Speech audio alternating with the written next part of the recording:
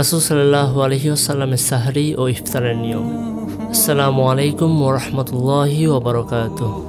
প্রিয় দর্শক, হালাল কথার পরিবারে আপনাদেরকে স্বাগতম।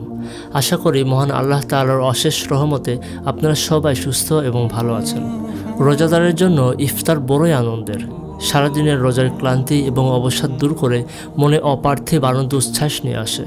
রোজাদার কেমন আনন্দ অনুভব করে তা কেবল যারা রোজা রাখে একমাত্র তারাই অনুধাবন করতে পারেন।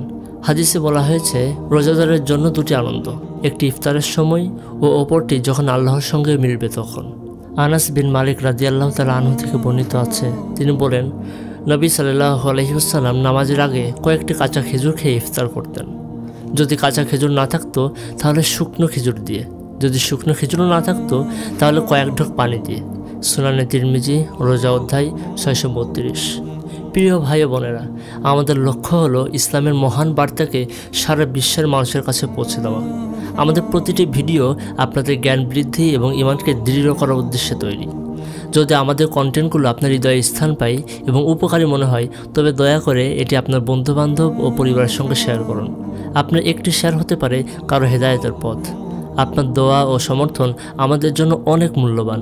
আসুন একসঙ্গে দিনের এই মহান দাওয়াতকে এগিয়ে নিয়ে যাই। প্রিয় দর্শক, সাধারণত রাসূল সাল্লাল্লাহু আলাইহি ওয়াসাল্লাম খেজুর, পানি, দুধ, জবের রুটি ও হালকা খাবার খেতেন। কখনো খেজুর না পেলে শুধু পানি পান করতেন। আল্লাহর কাছে বরকত চাওয়া, ইবাদতের তৌফিক কামনা করা সুন্নাহ। রাসূল সাল্লাল্লাহু আলাইহি ওয়াসাল্লাম বলেছেন, মানুষ তখনই কল্যাণে থাকবে যতক্ষণ তার ইফতার করতে দেরি না করে। বুখারী, মুসলিম। মাগরিবের আজান হওয়ার পর কোনো দেরি না করে তিনি ইফতার করতেন। রাসূল সাল্লাল্লাহু আলাইহি ওয়াসাল্লাম এছাড়াও কখনো দুধ বা শরবত পান করতেন। বেশি ভারী খাবার একসাথে খেতেন না, বরং হালকা খাবার খেয়ে মাগরিবের সালাত আদায় করতেন। এরপর রাতের খাবার খেতেন এবং ইফতারের আগে দোয়া পড়তেন, আল্লাহুম্মা লাকা সুমতু ওয়া বিকা আমানতু ওয়া আলাইকা তাওয়াক্কালতু ওয়া আলা রিজকিকা আফতারতু। অর্থাৎ, হে আল্লাহ, আমি তোমার জন্য রোজা রেখেছি, তোমার উপর ঈমান এনেছি, তোমার উপর ভরসা করেছি এবং তোমারই দেওয়া রিজিক দ্বারা ইফতার করলাম। আবু দাউদ।